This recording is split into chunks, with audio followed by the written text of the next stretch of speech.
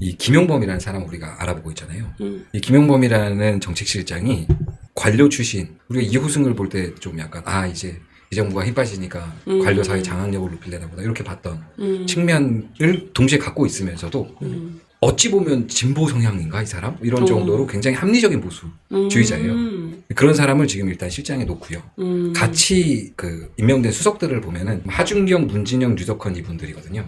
이분들은 아마 신문 좀 많이 열심히 보시는 분들은 이름들을 굉장히 많이 들어보셨을 만한 법한. 보시면 59세, 58세 이렇게 비슷비슷하시고요. 그리고 하준경, 류덕현인가 이분이 아마 서울대 출신 그 김용범과 같은. 그리고 지금 세 분 다 교수시죠. 한문 씨가 아마 하준경 교수랑 통화 자주 하지 않으셨나요? 재정 뭐 이런 쪽에서는 많이 기자들이 많이 통화를 하는 그런.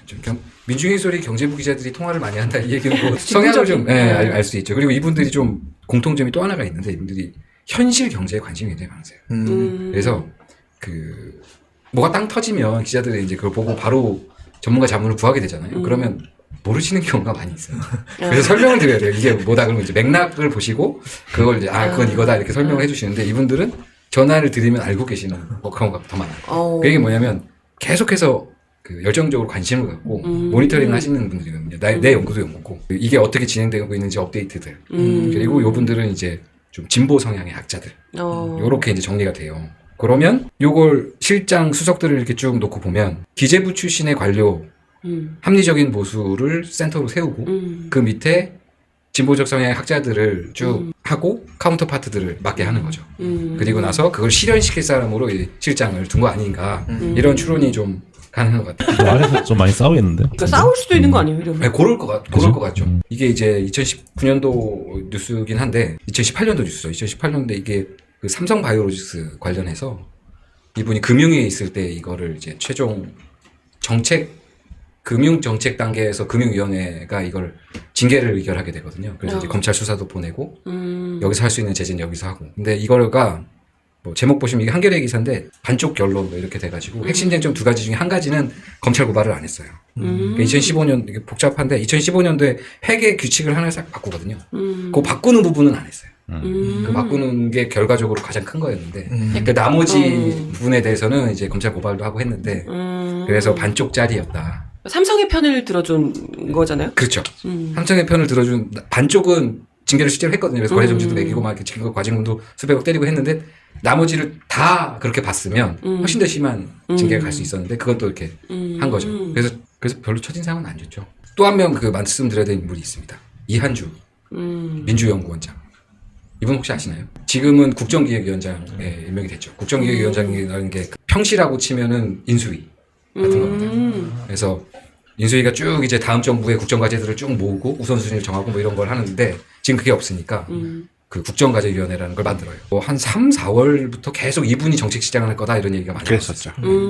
이게 문화일보 기사거든요. 인터뷰 기사고. 근데 밑에 보시면 정책실장 말씀드리기 곤란 정책실장 이렇게 돼 있잖아요. 제가 이걸 크기로 치면 비율로 치면 잘라야 되는데 자르긴 좀 그래가지고 이분은 80년대부터 이재명 대통령이랑 함께 성남시장 운동할 때부터 그리고 경기도지사 할 때는 경기연구원장, 민주당 대표할 때는 민주연구원장 이렇게 계속 싱크탱크를 같이 했던 분이군요. 네, 기본 시리즈, 무상 이런 거 다 이분 손에서 조율되고 입안되고 했던 그분인데 딱 문을 열었는데 김용범 이렇게 된 거죠. 배신감?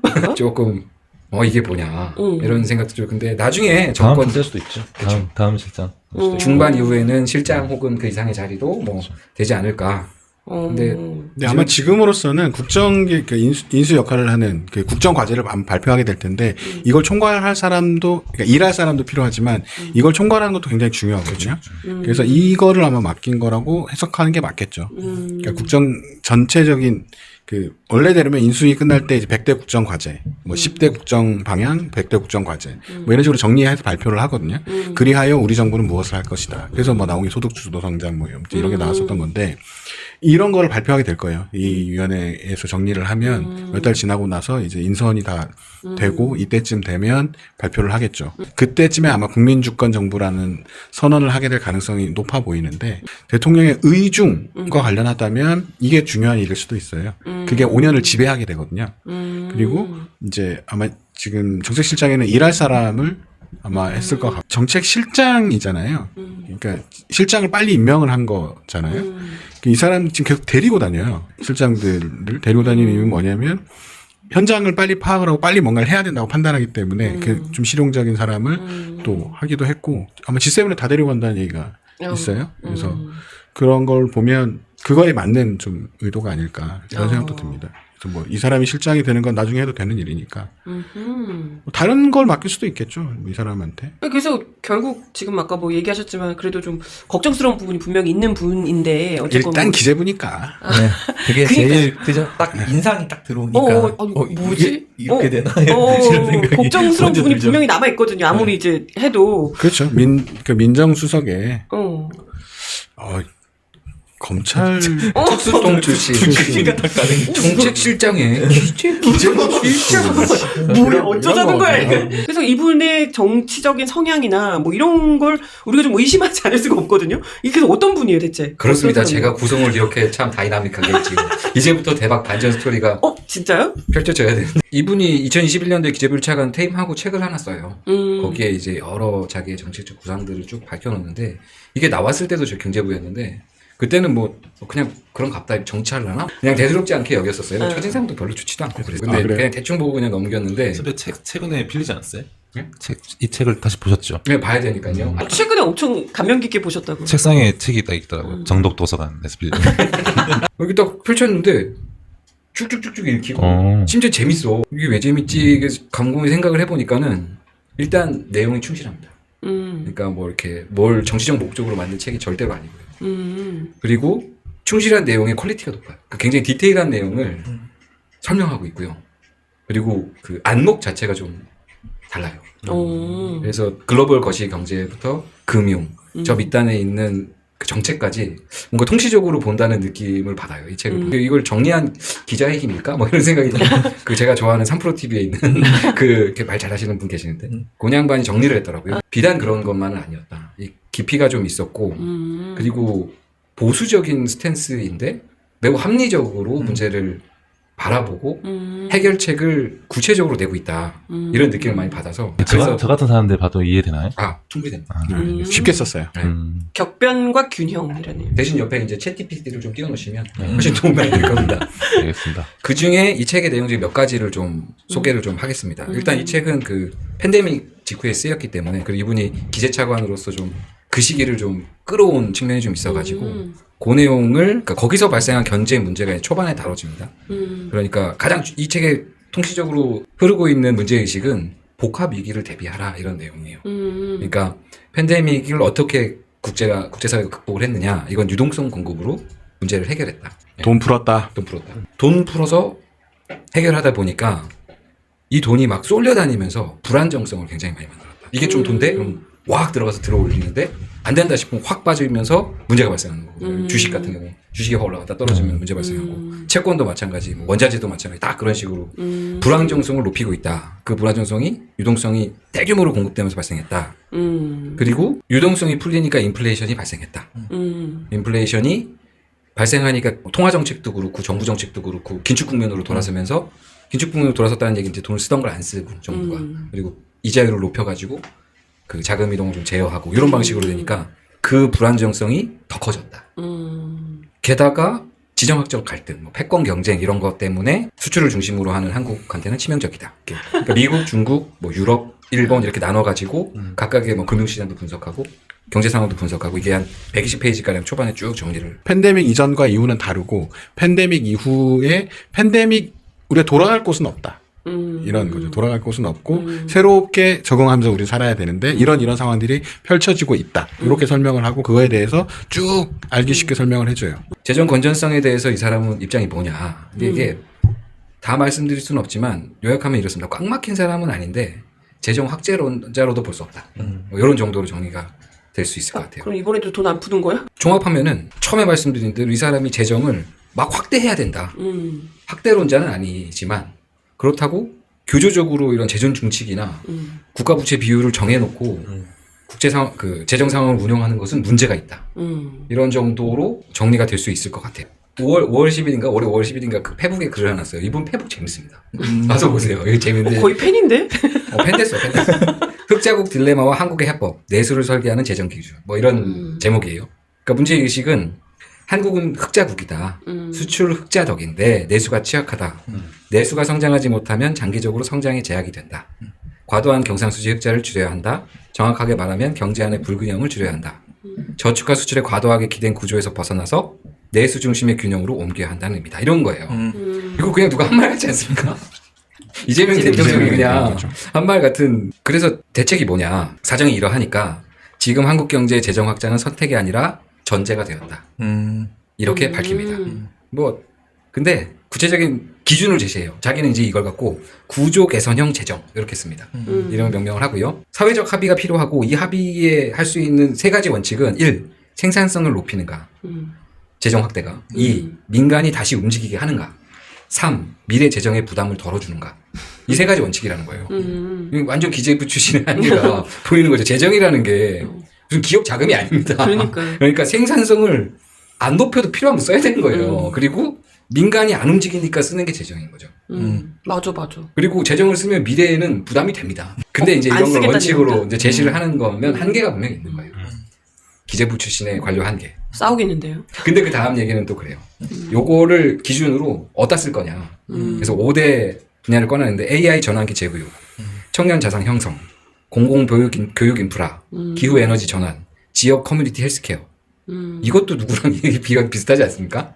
이재명 대통령. 이재명 대통령이 하는 얘기인 거잖아요. AI가 근데 제가 팬이 된 거 이제부터 드릴 말씀인데 이것도 뭐 들으시면 또 당연한 얘기했다 이렇게 밝은 청년 정직한 청년은 또 그렇게 하시겠지만 14페이지 보시면은 책의 그 마지막 부분에 소개하고 싶은 부분이 있어요. 그러니까 불평등 해소를 위해서 한국 사회가 뭘 해야 되냐. 3대 과제를 꼽는데 산업 역군들의 노후, 고용 안전망 사각지대, 자산 격차. 이 세 가지를 해소해야 된다는 거예요. 불평등 해소를 하기 위해서는. 제일 이제 재밌는 게 15페이지에 있는 그 산업 역군들 노후인데요. 산업 역군들이라는 게 그 90년대 청년 세대들이죠. 그러니까 60년대 이전에 태어나시고 60년대에 태어나셨던 분들. 이분들은 그러니까 지금의 70대들 노후에 대책이 없어요. 그러니까 국민연금 일단 없고요. 그때 당시는 없었습니다. 그리고 뭐 일반 기업들의 연금도 사실은 없었던 때나 마찬가지고요. 그러니까 젊었을 때 돈을 많이 벌고 기회가 많았고 뭐 이런 거는 있지만 그 돈을 다 썼죠. 그리고 나니까 이제 노후 대책이 없는 거죠. 그 중에 일부는 자산을 축적해갖고 하신 분들이 있지만 그분들은 진짜 과대표돼서 그렇지 그렇지 않은 분들이 훨씬 더 많아요. 그렇죠. 그러니까 집 가시는 분들이 70대 많지가 않습니다, 사실은. 그러니까 노인 빈곤율이 OECD 1위인 거고 자살률이 1위인 이유가 사실 불편한 현실이거든요. 이걸 어떻게 할 거냐를 이제 쭉 설명을 해요. 자세하게 쪼갭니다. 그러니까 이 시기는 2020년부터 2030년까지 10년간 지속될 거다.